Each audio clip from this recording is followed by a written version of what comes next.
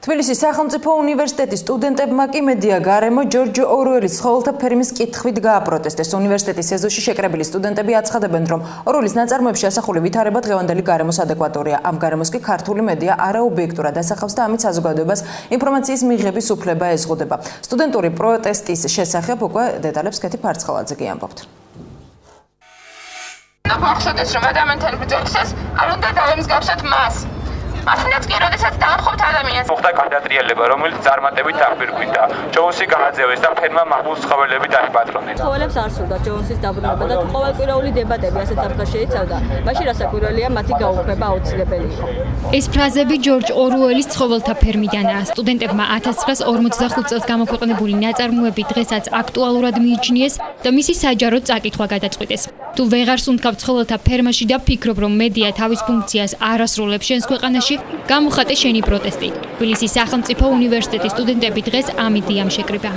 მედია არის ერთ-ერთი საშუალება, რომელიც ხალხს მიუძღვება ხელი, ძირითად მასას და შესაბამისად ეს უნდა იყოს თავისუფალი, რადგან ხალხს მიაჩნია თავისუფალი არჩევნის უფლება. გადართავ თუნდაც რუსთაველს და იმედს ერთი და იგივე ამბავი სხვანაირად დამოწმებული გადართავ თუნდაც მაესტროს და კავკასიაზე და ის იგივე ამბავი შეიძლება სხვანაირად იყოს გადმოცემული. თავარი პრობლემა არის მიკერძეობლება და ჩვენი თავარი მოთხოვნა არის ობიექტურობა.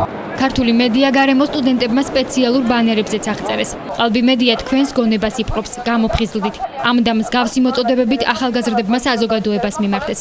აქციაზე შეკრებილები ხაზგასმით აღნიშნავდნენ, რომ არც ერთ პოლიტიკურ გაერთიანებას არ უთანაგრძნობენ, თუმცა პოლიტიკა აინტერესებთ და მიიჩნევენ, რომ საკუთარ მომავალზე პასუხისმგებლები თავადვე არიან. მოქალაქეების დიდი ნაწილი ცდილობს, რომ ასე ვთქვათ, იპოვოს ის ლიდერი, რომელიც ქვეყანას გადაარჩენს და ამოიყვანს კრიზისიდან და იმ ლიდერს ენდობა აბსოლუტურად. ჩვენ ვფიქრობთ, რომ მოქალაქეებს არანაირი უფლება არ აქვთ, მიენდონ პოლიტიკოსებს და ამით ასე ვთქვათ, პასუხისმგებლობა მოიხსნა. ჩვენი ვალია, რომ გავაცნობიეროთ, რომ არ გვაქვს უფლება თავი მოვიტყუოთ და ამის საწინააღმდეგოდ ამისთვის რამე გავაკეთოთ.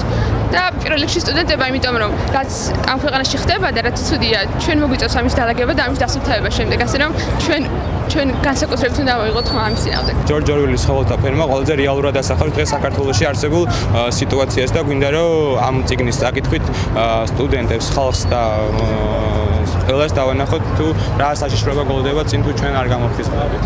ორუელის ნაწარმოები სისტემის შესახებაა, სადაც ცხოველები აჯანყდებიან და ფერმიდან ადამიანებს განდევნიან. თუმცა მათი საწყისი დევიზი ყველა ცხოველი თანასწორია, მოგვიანებით შემდეგ სახეს იღებს. ყველა ცხოველი თანასწორია, მაგრამ ზოგიერთი უფრო თანასწორი.